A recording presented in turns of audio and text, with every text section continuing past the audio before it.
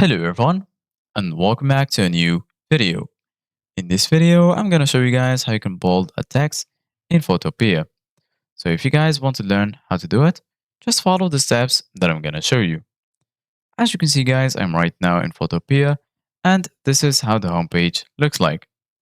So right here in the left side of your screen, you're going to find all of the sections. Right here, you're going to find the home section, this device, Pia Drive, Dropbox, OneDrive, and so on. And right here in the middle of your screen, you're going to find new project, open from computer, templates, and lastly, install Photopea.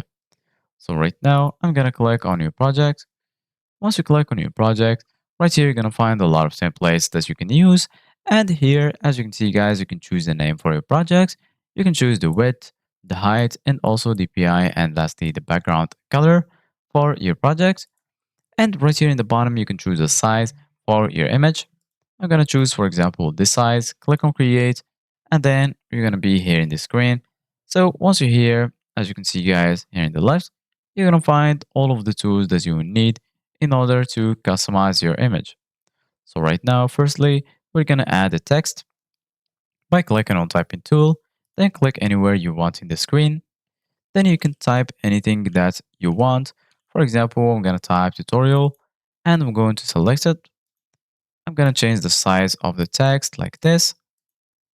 So basically guys, right here, you can choose the placements of the text. Here you can choose also the color of the text. For example, I'm going to change it to green like this. Click on OK.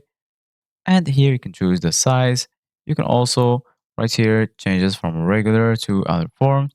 And right here, as you can see, guys, you can choose a font for your text. Here you're gonna find a lot of fonts.